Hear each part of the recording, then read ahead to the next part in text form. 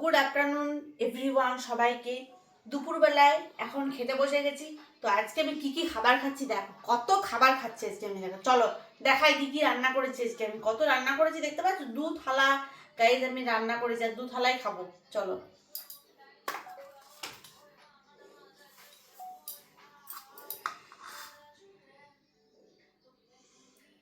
তো দেখো, ফার্স্টে হচ্ছে গিয়ে ডাল, আচ্ছা এখানে হচ্ছে গিয়ে শাক ভাজা, পটল ভাজা, আচ্ছা বেগুন ভাজা, সরি শাক ভাজাটা 2 জায়গায় নেওয়া হয়ে গেছে, তরকারিটা 2 জায়গায় নিয়ে ফেলে, আসলে জায়গা নেই তো গাছ, এত খাবো তো জায়গা হচ্ছে না, মানে আমাকে তো ভাতটা খেতে হবে তো যাই হোক, শাক ভাজা নিয়ে নিয়েছি, আর হচ্ছে গিয়ে পটলের তরকারি নিয়ে নিয়েছি, পটল ভাজাও আছে, পটলের তরকারিও আছে।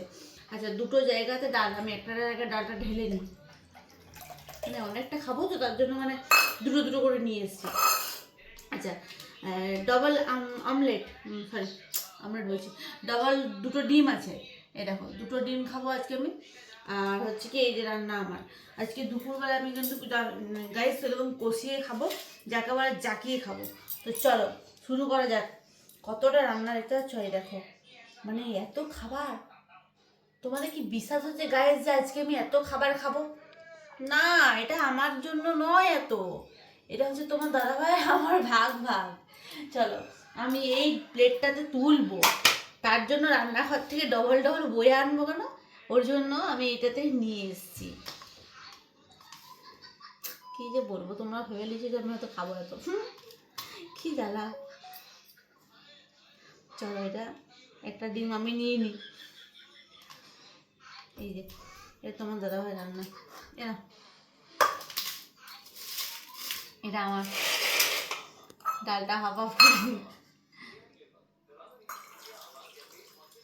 চলো এই আমাদের রান্না কমপ্লিট। এই যে বেগুন ভাজা একটা তুমি নাও, আর আমিও না আজকে কী করেছি, আজকে আমি এতটা শাক ভেজেছি, বাবাকেও দিইনি বেটুকেও দিইনি, শাক ভাজাটা রয়ে গেছে। ভাবছি কি একটা মিস্টেক করছি, কি একটা রান্না আমি দিইনি। তারপর দেখছি শাকটা আমি ঝুড়ি দিয়ে ঢাকা রেখেছিলাম, যখন আমি রান্নার ঘরটা পুরো ক্লিন করা হয়ে গেছে, তারপরে দেখছি যখন আমরা খাবার বাড়ি, তখন দেখছি আমি শাকটাই দিইনি। তো চলো আগে শাক দিয়ে ভাত খাই, শাক দিয়েই কিন্তু ফার্স্টে ভাত শুরু করতে হয়।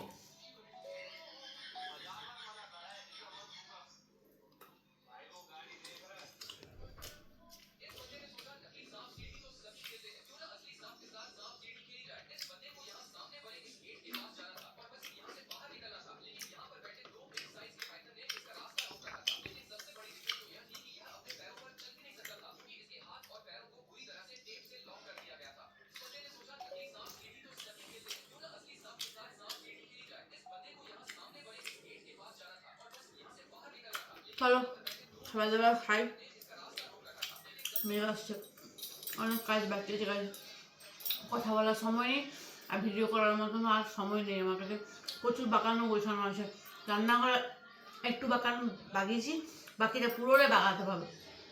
তো চলো গাইস, আরও নতুন ভিডিওর সঙ্গে তোমার দেখা হবে। চটপট করে খাওয়া দাওয়া সেরে রান্নাঘরটা ক্লিন করে বাকি আমি আরও জামা কাপড় ছাদে আনতে যেতে হবে। চলো টাটা।